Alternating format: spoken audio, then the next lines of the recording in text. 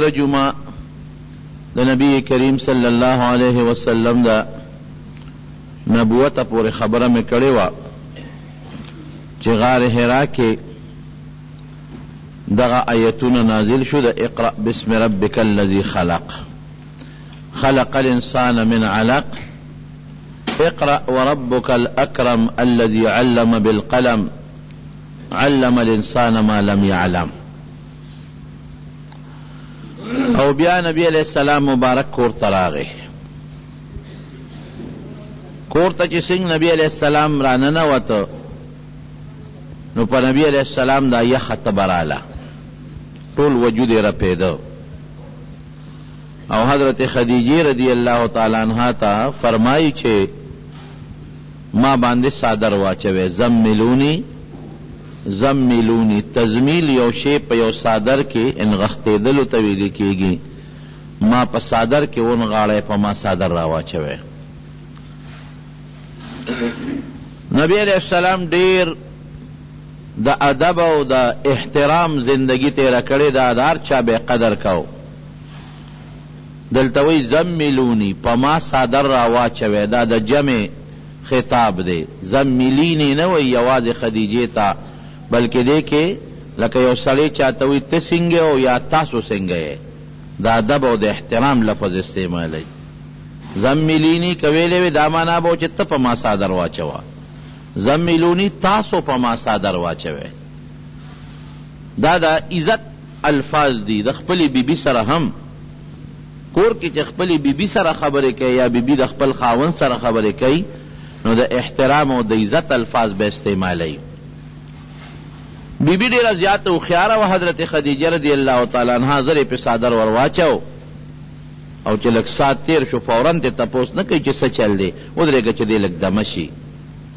بعضې خلک یې ناپوهی یو کور نه بار راشي او لږ په تکلیف یې زر څه چل شوی څه چل سړی وایي ته لږ ما پرېږده یو پوټې دمه شمه نو بیا به د تا لویمه.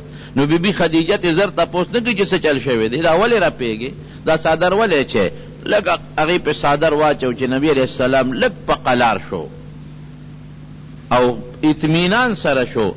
فلما ذهب عنه الروع چې هغه ګبراهټ ته لږ ختم شو او د وجود هغه یخوالی لږ برابر شو نو بیا ته تپوس کوي څه چل شوی دی په تاسو څه مسله ده حضرت. نو نبی علیہ السلام ورته ټوله قصه بیان کړه. اوس پیغمبر علیہ السلام مبارک دا وجود را پیدا ولې نو اوس هم چې په چا ګبراهټ راشي نو وجود یخ پخ شي خولې د وجود نه وبېږي دا قانون دی. او چې خوله وبېږي د وجود نه او په لاره بنده را رواني د غر نه راکوزېږي یخ هوا پې لګي چې په لاره راځي یخ هوا پې لګي نو هغې یخې هوا سره بیا د بنده دا وجود رپیږي او یخوالی پې راشي. د دې وجې نه د نبي علیه السلام په وجود حالانکې وحی چې به راتله د حضور پاک نه به خولې به دی هغې نه خو معلومیږي چې وجود ګرم شي او زورونه هم وله ورکړل حضرت جبریل علیه السلام په غار حرا کې نو هغې سره خولې وبېدلې په لاره یخې شوې هوا سره نو یخني پې راله. نو خدیجه رضی الله تعالی عنها ته فورا یو ټکی وی لقد خشیت علی نفسی زه خو په ځانو یریدم ټوله قصه یې ورته وکړه. دغه رنګې یو فرشته راله او زه ځان ته را تر غاړه باسلمه او ما له زورونه راکړله او دا ټکي راته چې اقرأ بسم ربک الذی خلق. او تاسو ته ما تېره جمعه غالبا ویلي حضرت امام زهري او لوی تابعي دی ابن شهاب زهري ورته وی محمد بن عبد الله ابن عبید الله ابن شهاب زهري دا لوی محدث دی او تابعی دی او زمونږ د احادیثو په جمع او په ترتیب کې او په تدوین کې د ډېره لویه حصه ده. هغه لیکي د هغه په سند باندې هغه وایي او په بیهقي کې هم دا روایت شته چې جبریل علیه السلام نبي علیه السلام ته چې دا زورونه ورکړل او دا تلاوت د اقرأ بسم ربک الذی خلق یې ورته وکوي نو ورته یې ده وایي چې انک نبی حق ته ګورې رښتونی پیغمبر یې دا ټکی ورته په لومبي ځل وی. نو شک د پیغمبر علیه السلام په دې کې نو چې زه نبي نه یم یقین پیدا شوی چې زه نبي فرشته ولیدله آیاتونه واورېدل شق صدر وشو ورته پته ده چې نه درس ته نه تکلیف شته نبي نشته زخم فوري ټیک شو شق صدر د دې نه مخکې شوی دی یقین محکم حاصل دی چې د خدای پیغمبر یم. اوس دلته زمونږ طالبان سوال کوي چې دا یره پې ولې بیا راله پیغمبر یریږي ولې چې نبی علیہ السلام فرمایي لقد خشیت علی نفسی ویریدم او بیبي خدیجه رضی الله عنها ولا ډاډ ورکوي تسلی ورکوي دا ولې نورونو نبوت سره یره څه منافي خبره نه ده انسان چې په دنیا کې اوسېږي ګبراهټ خامخا راځي حضرت ابراهیم علیه السلام له چې فرشتې کم وخت کې رالی او دا فرشتې تلې د لوط علیه السلام د قوم د هلاکت دپاره فرشتې روانې دي نو ابراهیم علیه السلام فورا لاړ قرآن شریف کې الله فرمایي فما لبس ان جاء بعجل حنیز یو رویت سخی ولا رویت کا هغه ولا رویت کا او ولا پوخ کا فورا میلمنو لراوړو مته مخې ته کېښوده چې هغه سخی ورته رویت کړی کېښوده نو هغې میلمنو هغه خوراک نه خوړه دغې زمانه کې به دا قانون چې چا به ډاکه په چا وغورځوله نو دا هغه خلکو خوراک به نه خوړه اوس د دې زمانې په شانتې نه ده چې څوک ډاکه وغورځوي او ورشي هغه کور ته نو لاول د فرج نه ټول سامان راولي هغه وخوري دې زمانې اخبار کې اکثر راځي ډاکې وغورځول او ټول سامان یې یوړ او د کور خلک یې وتړل او دا چلو شو دا چلو شو ورسره لیکلي چې فرج کې کم خوراک پروت و میوې هغه ټولې وخوړلې هم ته خوراک وخوري الله مسلمان کم حد ته ورسېدو زه حیران شم هر یو سړی دا دعوه کوي چې د پیغمبر علیه السلام عاشق یم او د امتي ما او د فارش امید کوي لیکن طریقه د پیغمبر باندې څوک هم نه دي روان اکسیډنټ چې وشي او خلک پکې مړه شي نو دا ظالمان ورشي څوک ته ګاړی وباسي او څوک ته د جیب نه پیسې وباسي داسې ده که نه په کور کې ډاکه واچي خوراک وخوري ځان له خوراک ګرم کې هغه وخوري هغې نه پس سامان یوسي ته د کوم ځای نه مسلمان شوی آیا د پیغمبر طریقه دا ده نبی علیه السلام دې له راغلی امت ته دا څیزونه ښودلي دي نو دا هغه زمانې چې کم غله ډاکوان به وغي چې به ډاکه وغورځوله نو کور کې به خوراک نه کاو نو چې فلما رأى ایدیهم لا چې وی قتل چې د دې میلمنو ګوتې خو دې خوراک له نه ورځي نو ابراهیم علیه السلام ویرېد اوهو دا جو څه ډاکوان راغلي که څه مسله ده چې هغې پوه شو نو وایي نه ګورې لکه یره پیدا نه کې انا رسول رب زه ستاسو د رب ستا د رب استازي یو فرشتې یو انا ارسلنا الى قوم لوط د لوط علیه السلام قوم لروان یو خو تاله یو خوشخبری د زوی درکو نو تا سره مو ځکه لږه دمه واغېسته نو قرآن شریف کې الله تعالی فرمایي فلما ذهب عن ابراهیم الروع چې د ابراهیم علیه السلام نه یره ختمه شوه نو بیا ورسره بحث شروع کړو چې دا زما واره دی هغه سره به څه کوې دا قوم ولې هلاکوې یره ترې ختمه شوه پته ولګېده که نه چې په پیغمبرانو یره راځي ابراهیم علیه السلام د ډیرو پیغمبرانو نیکه دی او څومره لوی شخصیت دی یا حضرت موسی علیه السلام چې کله په کوه طور ته لاړ او د الله ملاقات یې وکړ او الله ورته فرعون له لاړ شه وی الله هغه سره خو زه څه به وکړم خو لوی بادشاه دی او بل د هغې په ما مرګ پورې دی سړی مې وجلی دی څه به کومه الله وی ورېږه داسې معجزې در کومه چې دی به تا ته ټرک به هم نشي کولی وی دا کونټی دی وغورځو چې څنګه موسی علیه السلام کونټی وغورځول هغې نه یو اجدها خامار جوړ شو نو موسی علیه السلام ترې وروسته شو چې ټک راله رانه کړي دا څه شو الله ورته څه وی لا تخف مه یېرېږه ونه یېرېږه فاوجس فی نفسه خیفة موسی موسی پړه کې یره راله الله وی انه لا تخف بل دی راځي انه لا یخاف لدی المرسلون مه یېرېږه پام کوه زه در سره یم ګوره په موسی علیه السلام دا د ګبراهټ راغلی دی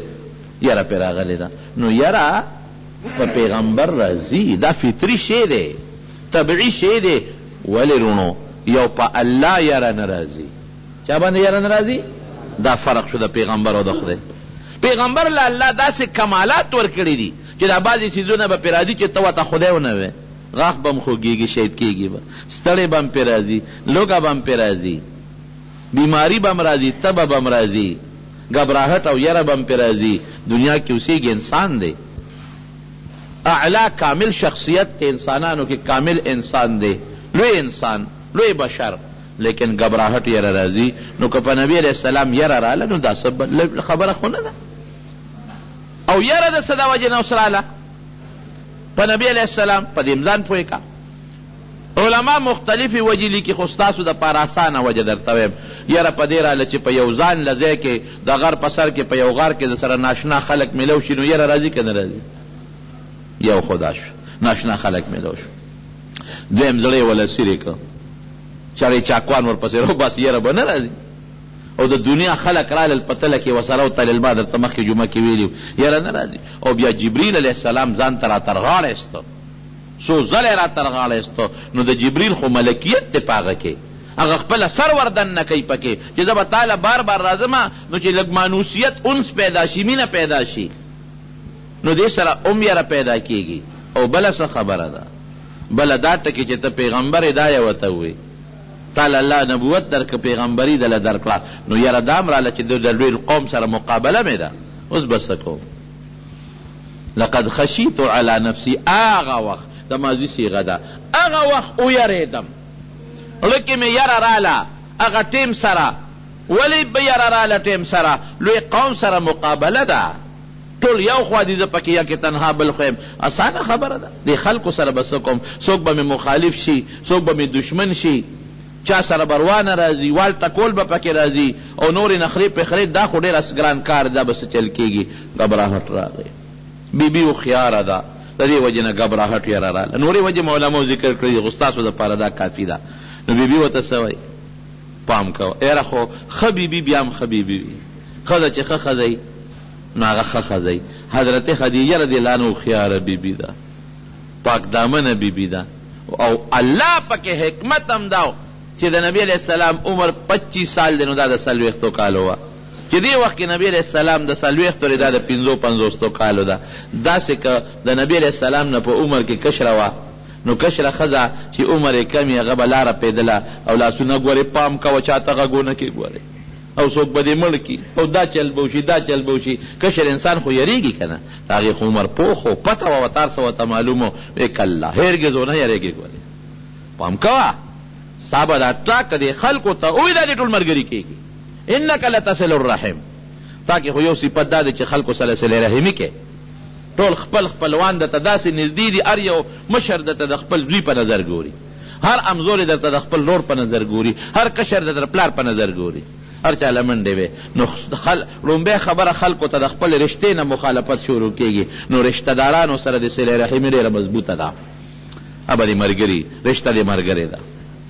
وتحمل الکل، خلکو نه بوجونه اوچته، عامو خلکو ته فایدې رسې. په لاره څوک روان دي، غوټه ورسره د تېتې زروالې په اوږه کې دی، زنانه سره پیټې دی، ته تې 5,000 راواخلې.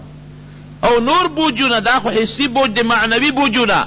څوک ټینشن کې پروت تسلي ولا ورکې، هر چا سره په غم کې ځان شریکې، خلکو له فایدې ورکې، حسي معنوي هر قسمه بوج د خلکو نه اوچته. تقر ضیف میلمانو میلمستیا کې، نو خپل به دې خپل شي، هغې سره صلې رحمي کې. او دا چې کم غریبانان خلک دي او دا د وطن خلک دي، دې سره بوجونه اوچته، دا به هم د سره ملګري وي، ښه دې ورسره کړي دي. او د بهر خلک میلمانه، هغوی له میلمستیا ورکې، ابه دې ملګري وي، اب هم در سره مرګرتیا به کوي. وتعینو علی نوایب الحق، او چې چا باندې داسې د سچه مسله راغلي، د ګناه نه سچه مسله راغلي، او په هغه بوجي، هغې کې دې ورسره پوره مدد کړی دی.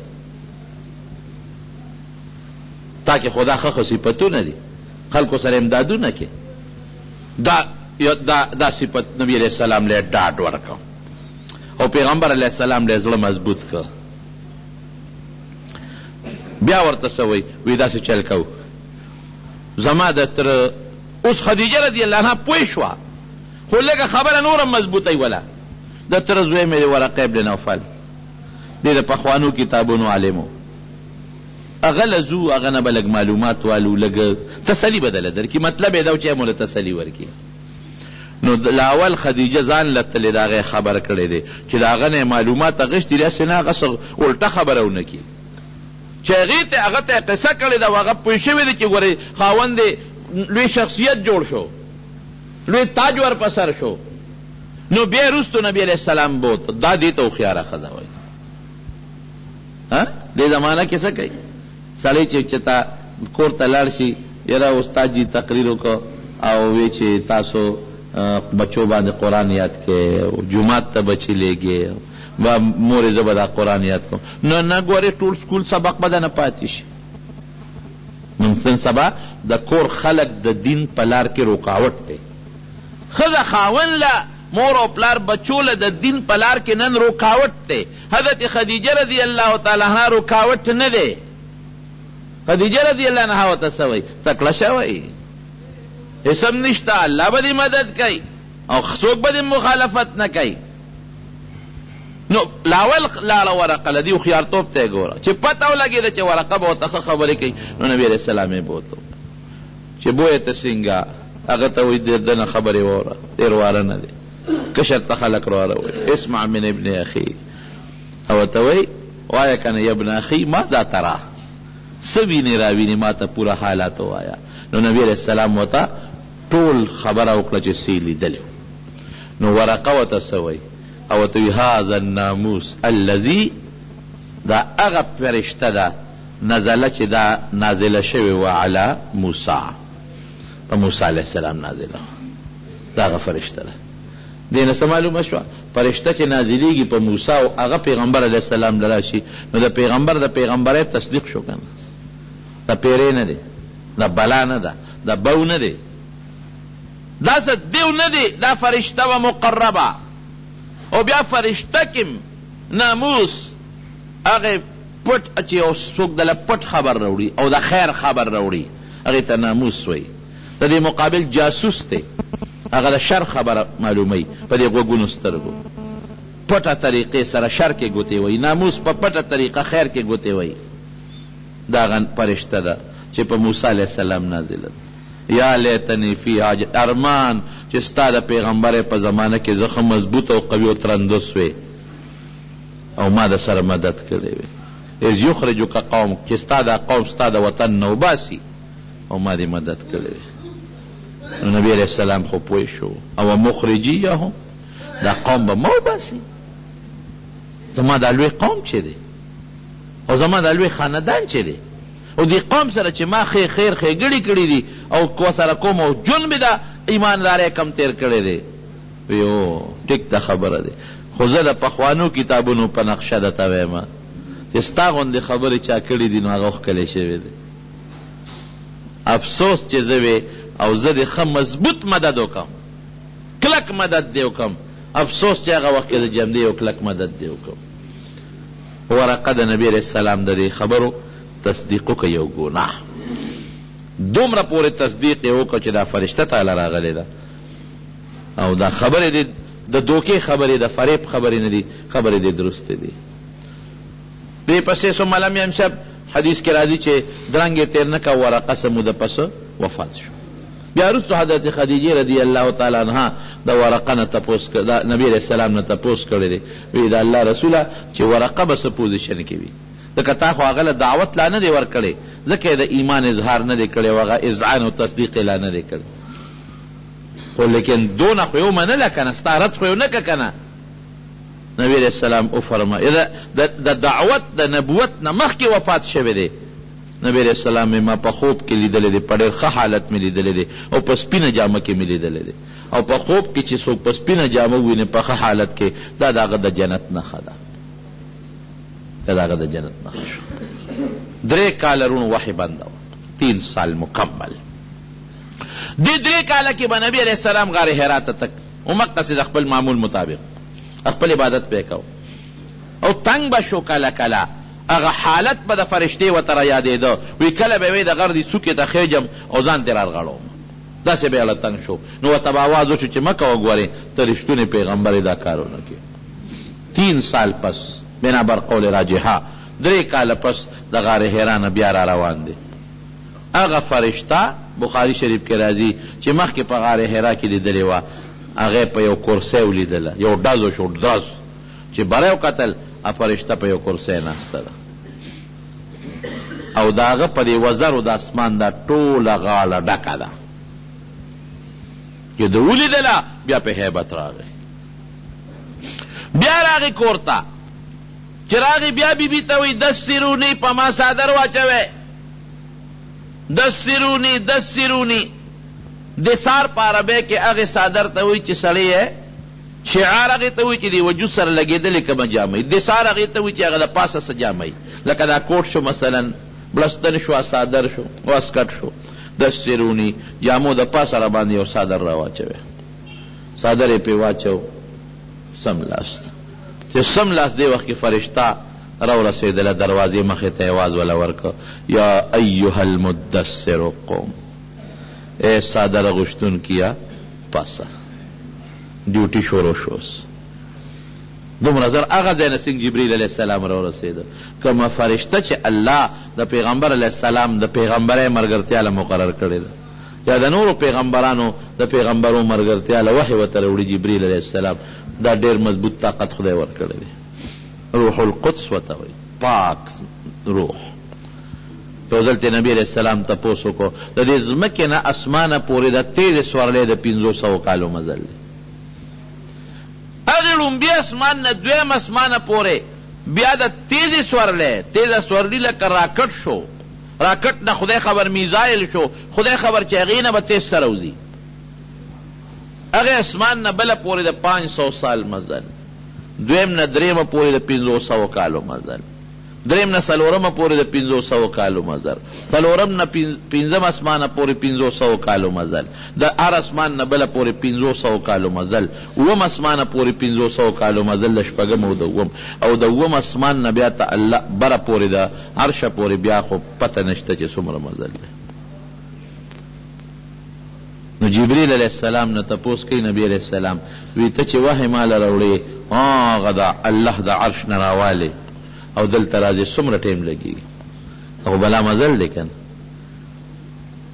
وی چې زه هغه ځای نه وحی د الله نه راوالم نو زه ډېر دا سکنډ او منټ خو پکې اوس رالل که نه هغه زمانه کې خو سکنډونه او منټونه نه و که نه زه به ته تعبیر ته کولی نه شي دومره زر را رسم چې انسان د خپله سترګه هم نیره پورې چې زه را رسېدلی دومره تیزی کې را رسېدلی انسان د الله دا طاقت ورکړي بعضو لږ ولې د سلیمان علیه السلام چې میټینګ کو د ملګرو سره وایي د بلقیس تخت به څوک راوړي ایکم یأتینی بعرشها یو عفریت یو سرکشه پیری قال عفریت من الجن انا آتیک به قبل ان تقوم من مقامک دومره سات کې به دله راورسومه چې ته څومره سات کې پاسې زیبا ما تخ به مرالی بیا به را رسئ دلته لا ناست دلته زمبا او بیا به را رسومه دومره سات کې لکه ته چې پاسې نه دې نظر غواړم قال الذي عنده علم من الكتاب انا آتیک به قبل ان يرتد الیک طرفک وی زه به دله د سترګې د رب نام زر راورسوم چا سره چې اسم اعظم اسم اعظم والا وی سترګې رب نیم دله زر را رسومه نو چې الله بندله د خدای د نوم طاقت ته الذي عنده علم من الكتاب ملا صاحب دی ملا صاحب الذي عنده علم من الكتاب کوم چې ملا صاحب ورسره عالم ورسره او اسم اعظم یادو نو چې یو عالم له خدای پاک د الله د نوم د وجې نه دومره طاقت ورکوي چې د سترګې د رب نه د بلقیس تخ ورته را رسوي د سبا نه نو ته ووایې چې جبریل علیه السلام سره څومره طاقت دی او څومره طاقت خدای ورکړی دی د لوط علیه السلام قوم چې تباه کو یو وزر یو پوټې غوندې حصې ځمکې لاندې کړه او اوچته یې کړه او الاوړې راوغورځوله او په اواز کې څونه طاقت پیدا کړی دی چې جو چغې وواله په سمودیانو په عادیانو باندې نو ټول الاوړې پراتو یو چغې سره ټول بیا مردار ومړه پراتو دومره طاقت الله ورکړی ښکلی څومره جبریل علیه السلام کله به د انسان په شکل هم راته په مدینه منوره کې یو صحابي حضرت دحیه کلبي رضی الله عنه ډېر ښکلی و عجیبه په لاره تنو په دې مخ به روبن اچو روبن چې دا مخ مې څوک نیني ولې خشته دومره چې یارېده به چې څوک ښځې په زنانه په لار په مخه راځي څوک په ګناه کې مبتلا نشي ښځې را باندې شقانې نشي دومره ښکلی دی به عموما د هغه په شکل لاته یو ځلې نبی علیه السلام سره ناست و جبریل علیه السلام خبرې کولې نو عایشې نه تپوس وکړه عایشې د دا سړی دی وپېژن چې ما سره ناست و؟ یو د الله رسول وی څوک و؟ وی دحیه کلبي و. وی نه جبریل علیه السلام. او کله به د عام انسان په شکل راغی.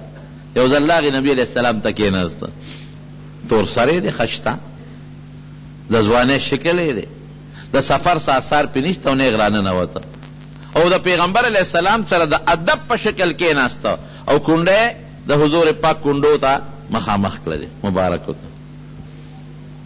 او د نبی علیه السلام نه یو څو تپوسونه وکړل. صحابه یو بل ته کتل، دا پېژنې؟ وی نه. بل وی ته پېژنې؟ نه. ایمان څه شی دی؟ جواب یې ورکړ. بیا تپوسو کې اسلام څه ته وایي؟ جواب یې ورکړ. بیا د نبی علیه السلام تپوسو کې احسان څه ته وایي؟ نبی علیه السلام جواب ورکړ. بیا وی د قیامت وی ما ته پته نه لګي، تا ته چې څنګه پته نشته ما ته پته نشته. وی نښې به یې درته وښیم. نو نبی علیه السلام د قیامت نښې بیان کړې. نو لا نو نبی علیہ السلام صحابو ته وی ردو علی هذا الرجل، وی دا سړی ما ته واپس کې. مطلب یې دا چې د خلکو ته پوره پته ولګي. نو صحابه په لارو کوڅو کې ورپسې په منډو تللو چې سړی پیدا نه کړ. وی راځئ کښېنئ، نه شی واپس کولی. وی صاحب څوک و؟ وی هذا جبریل، دا جبریلو یعلمکم دینکم، تاسو ته دین خو. ما نه تپوس کو چې تاسو دین زده کړئ. او کله به لیټم شو، کله به لیټم شو.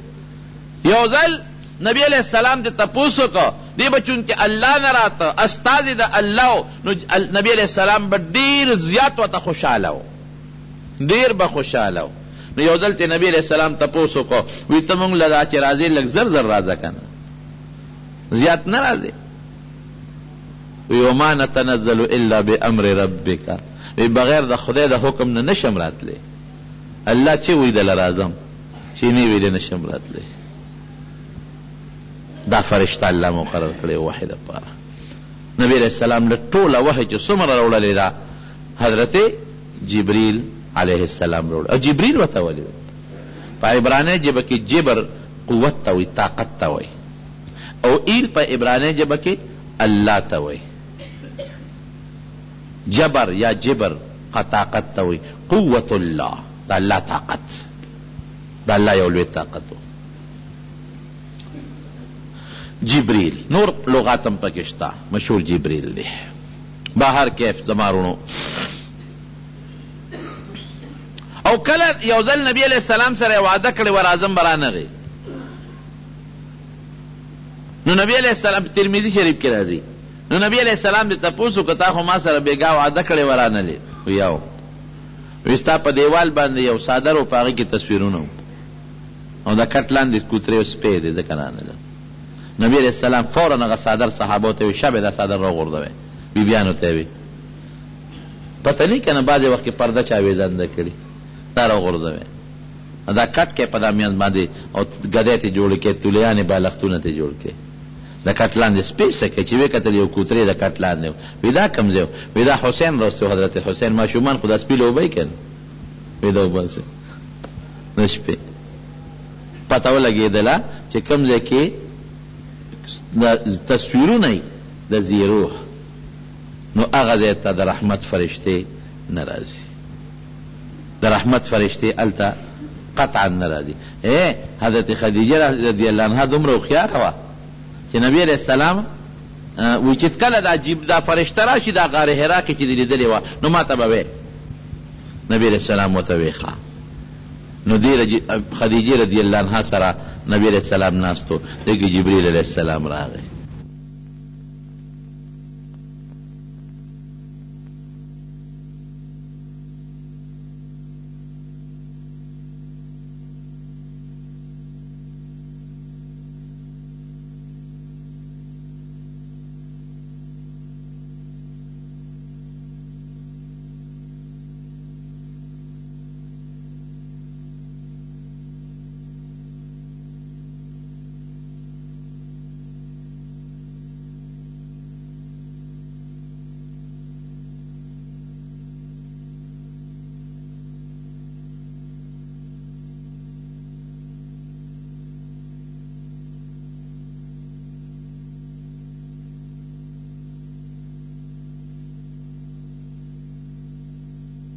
ایها المدثر صادر غستون کیا، یا ایها المزمل صادر غستون کیا. یا ایها النبی اے پیغمبر، یا ایها الرسول اے رسولا، پنامنوم ورته نالي. دا ولې پنامنوم که څوک یو بل ته اخلي پروا نشته، او الله چې اخلي نو په الله خو اغشتي چې هغې کې خو شک و شبهه نشته. احترام او ادب کوي. لکه تا ته وایم اے فلان کی، او درته وایم اے کاکا جی، دواړو کې فرق شته که نشته؟ اے فلان کی اے کلی والا، اے رورا، اے رور کے دے کے فرق شتا. اللہ عزت کئی او بندہ بے ولی عزت نہ کئی. داسې ښکلی پیغمبر مقرب د الله په ټولو پیغمبرانو کې سردار پیغمبر الله مونږ د هغه د امت لپاره نصیب کړي غوره کړي. یا ایها المدثر اے صادر اغوستونکي، قوم پاسا. قوم دا معنی هم ده چې ودرېږه، او د قوم دا معنی هم چې یو کار شروع کا. لکه اوس چاته ویل لکه شابه پاسېږه، نو پاسېږه دا معنی هم چې اوچت شه، او پاسېږه دا معنی هم چې هغه کار کول غواړي. قم فانذر، دا خلک ویروه. انذار او تخفیف کې دا فرق دی. انذار هغې یرولو ته وایي چې د الله عظمت وسره او مینه وسره. لکه یو بچي ته پلار وایي بچې ګورې سپلی پخپو کوه، خپې به دې خوږ شي، بچی دې سوړو کې ګوتې مه وه، مار به دې وچیچي. اوس دا پلار دا بچی چې یری، نو دا په دې بچي ظلم نه کوي. دا ظلم یره نه ده، دا هغه یره ده چې د دې بچي ته ادب ښیي، احترام ورته ښیي. او دا پلار یو عظیم دی، ظالم نه دی، د ده عظمت د بچي په زړه کې پروت دی. نو چې کومې یرې سره عظمت وي، لویي وي، او دا کومه یره کې دغه وي، دا تادیب وي، احترام وي پکې، هغې ته انذار وایي.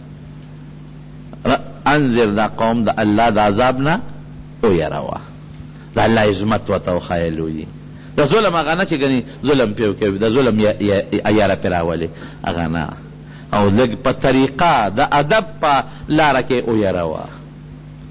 وربک فکبر، د خپل رب عظمت ورته بیان کا، د خپل رب لویي ورته بیان کا.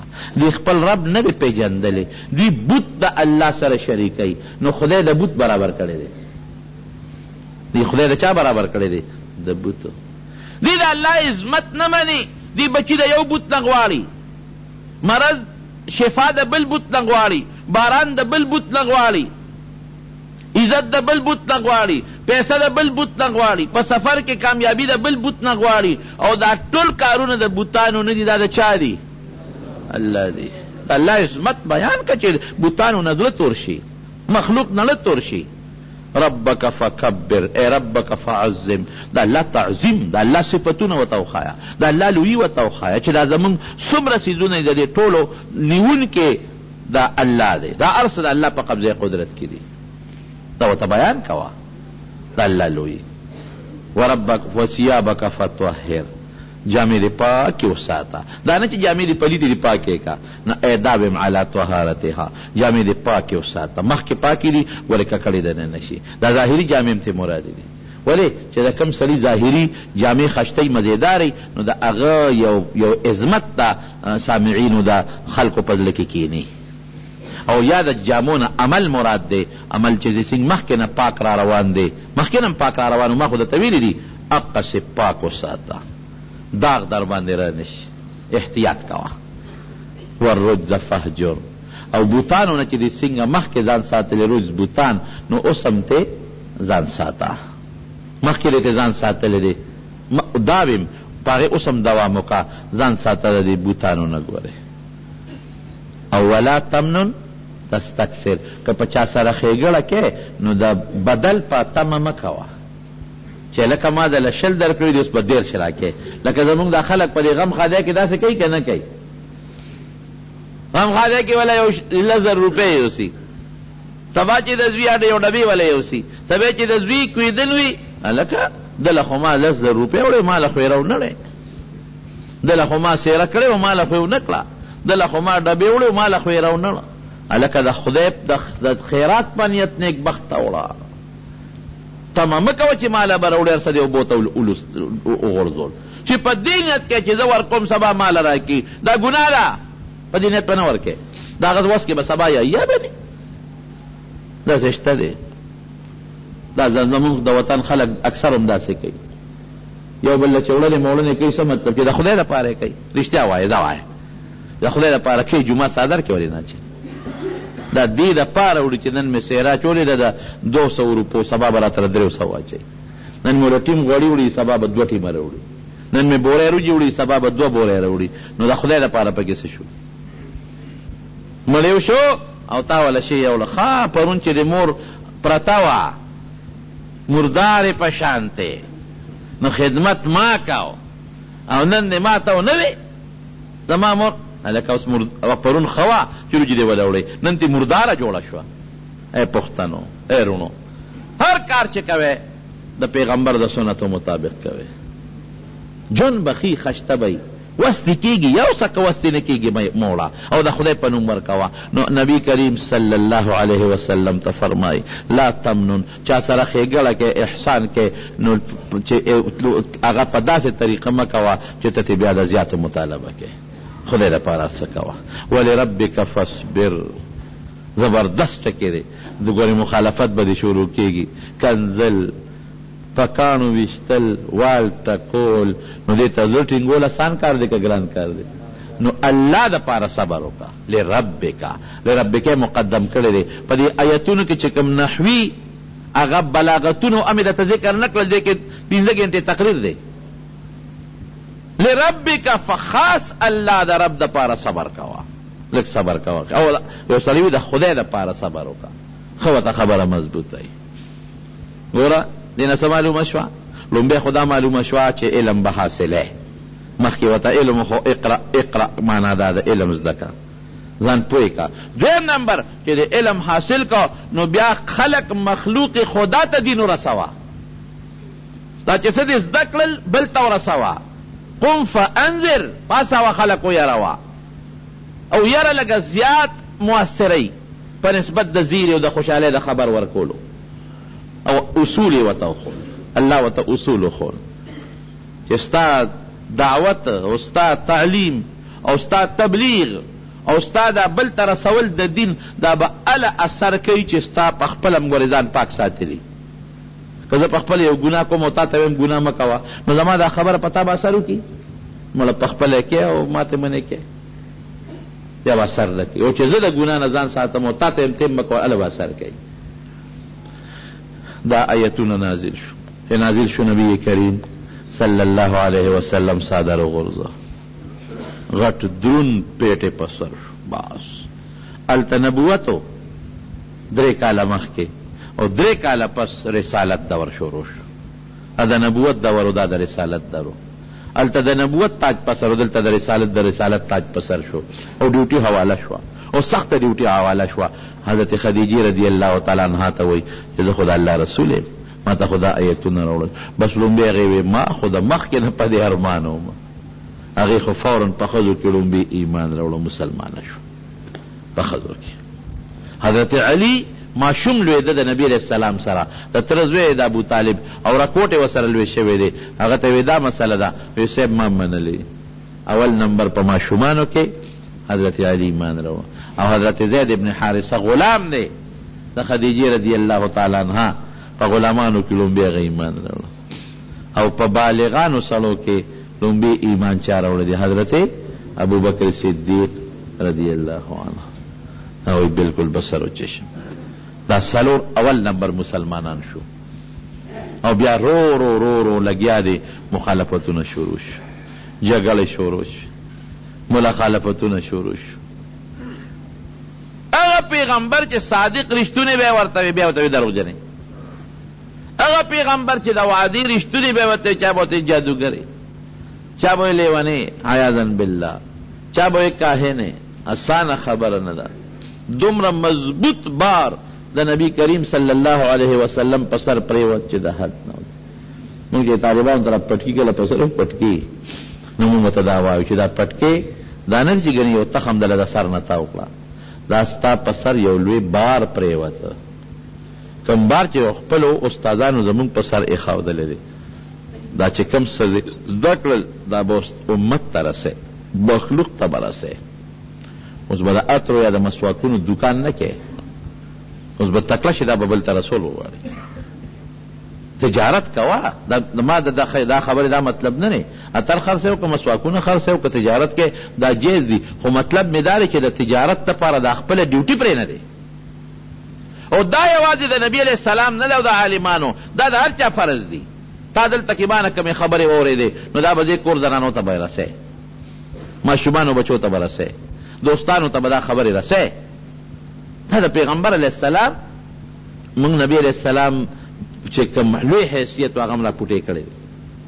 د دواړو جهانو مبارک سردار، لوی داعی امت تپاره، لوی مبلغ د امت تپاره، لوی معلم د امت تپاره، لوی خیر رسونکي د امت تپاره، امت کې د اسلام او د ایمان یو لوی انقلاب پیدا کړی دی.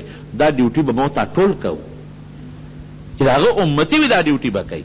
د مولا لږ زیات علمي ابه زیات کوشش کوي، او ستا به پوټینی علمي ته به پوټینی کوشش کوي. مولا به په لوډ سپیکر ټولو خلکو ته کولی شي، ته به خپلو دوستانو ته کولی شي، بچو ته به کولی شي، ښځې ته به کولی شي، ماشومانو ته خو کولی شي که او چې کومې خبرې واورې دا خو دا نه چې تا واورې د یېرې شوې، دا خو یادې پاتې کېږي، دومره زر نه یېرېږي. دا د نبي کریم صلی الله علیه وسلم ډیوټي ده. نو دا دور د رسالت شروع شو، لوی بار په سر شو. د پیغمبر ذمہ دارۍ ډېرې زیاتې وي د امتي په نسبت. پیغمبر له خدای لوی کمال ورکړی دی، لوی حیثیت یې ورکړی دی، خو ذمہ دارۍ ډېرې زیاتې دي د پیغمبر. ولې ذمہ دارۍ نه دي؟ نو دا څلور کسان لومبي حضرت ابوبکر صدیق، دا نور بیا وروسته مسلمانان شوي دي. یو موقع کې حضرت عمر او حضرت ابوبکر صدیق رضی الله عنهما یو بل سره پوټې غوندې اختلاف راغی. ابوبکر صدیق ورته لږ استغه ووایي، هغه ورته استغه ووایي. نو عمر پې خفه شو، چې خفه شو حضرت ابوبکر ورغی حضرت عمر ته ما معاف کا. هغه خفه شوی وایي نه دې معاف کو، روان شو ته دې مور پسې روان شو. ګوره چې څوک چا سره زیاتي وکړي نو پکار چې بل د معافي بیا فورا وغواړي. دې ورپسې ځي به معاف کا، کور ته ورپسې لاړ، اتې مخکې و دې ورپسې دی. عمر چې مخکې دی چې عمر په دروازه ور دننه شو نو دروازه یې ورته بنده کړه چې تا زه خفه کړم اوس را معافي غواړئ. نو ابوبکر صدیق نیغ راغی د نبی علیہ السلام مجلس له چې را روان دی خفه دی چې یاره ما څه وکړل. عمر مې هسې خفه کړ، دا خو د ما ملګری و د خفه کولو نو. عمر چې کور سوچ وکړ نو ستومانه شو چې واقعي دې خفه کړم، خو بیا رانه معافي غوښته نو ما ولې معاف نه کړ او دروازه مې مته بنده کړ. نو عمر هم ورپسې راغی. نبی علیہ السلام پې پوه شو دې سړي چا سره جنګ کړی چې دواړه رالل کېناستله. نو حضرت ابوبکر ورته الوی. نو نبی علیہ السلام حضرت عمر ته غوسه شو، حضرت عمر ته غوسه شو. حضرت ابوبکر صدیق ورته وایي صاحب زیاتي ما کړی دی، او نبی علیہ السلام بیا هم عمر ته غوسه دی. او څه فرمایي؟ وی هل تارکو لی صاحبي، وی زما دا ملګري دا ابوبکر صدیق دی به زما د خاطره معاف کې؟ که غوسه راته ده کړې ده خو چې معافي غوښته ولې دې نه معاف کوو؟ هل تارکو لی صاحبي، زما دا ملګري زما د خاطره معاف پکې ولې دې خفه کوې حضرت ابوبکر؟ او بیا څه وایي؟ وی یو وخت کې چې ما وی چې زه د الله رسول یم نو ابوبکر وی صدقته رښتیا دی وی، او تاسو ټول وی چې کذب ته دروغ دی وی. دا لوی منقبت دی د ابوبکر صدیق چې ما وی د الله رسول یم. واحد حضرت ابوبکر وی صدقته، د الله رسول رښتیا دی وی، صدقته رښتیا دی ویلي دي، او تاسو ټول وی چې کذب ته دروغ دی ویلي دي. دا د ابوبکر صدیق لوی منقبت دی. حتی تارکو لی، زما د خاطره زما ملګري به معاف کې. دا لوی منقبت دی جناب، د حضرت خدیجې د پاره، د حضرت علی رضی الله عنه د پاره، د حضرت زید ابن حارثه د پاره، او د حضرت ابوبکر صدیق د پاره رضی الله عنه. نور خبره به انشاءالله آینده جمعه کې درته بیان کوم.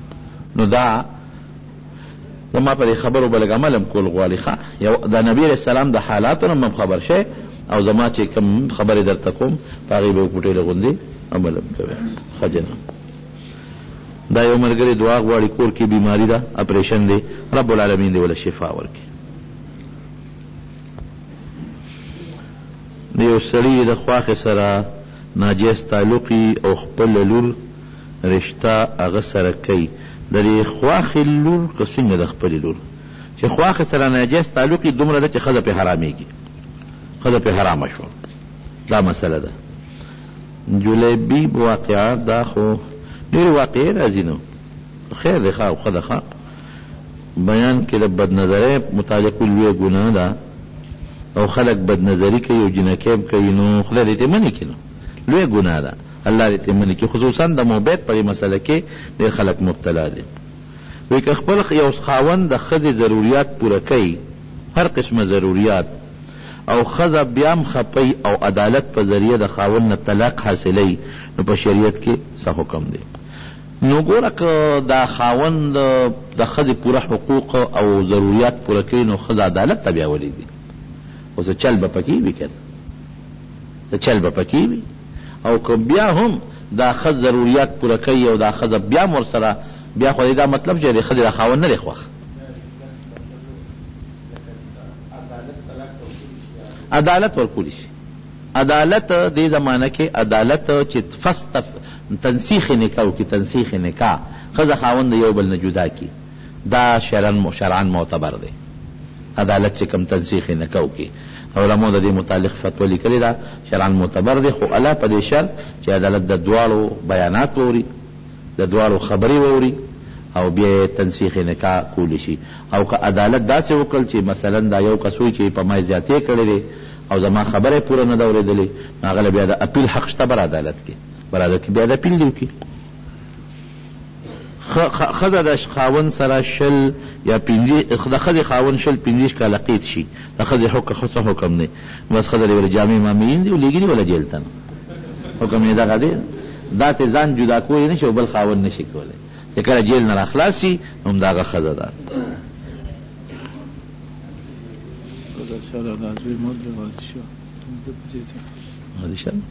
کله بیمار اوكي. الحمد لله رب العالمين والصلاة والسلام على رسوله محمد وآله وصحبه. الله تزمون راضي شي، الله د خیر او د برکت زندگی نصیب کړي، الله د فتنو مصیبتونو پام امان کې ورساته. رب العالمین د نبی علیہ السلام په نقش قدم مون روان کې. دا زمونږ د فضل شاه لالا زوی غازی شاه وفات شوی دی، دا زمونږ د سیلو د کندی او اکسیډنټ کې غریب وفات دی. دعا وته کې الله مغفرت نصیب کړي. غازی شاه انسان دی، بس زمونږ فضل شاه لالا دی خدای پاک وبخي، هغه یا دغه بچي ډېر لوی خدمت کړی دی او کوي د قوم او د ولس. او غازی شاه خو ډېر ښه سړی و، الله دې مغفرت نصیب کړي. او اکسیډنټ کې مړ دی خو شهید دی، الله دې دا شهادت قبول کړي، الله دې بچو له وارثانو له صبر ورکړي، ورونو دې الله صبر ورکړي، الله دې د نورو غمونو نه وساتي. نور چې څومره مردگان وفات دي الله د ټولو مغفرت نصیب کړي.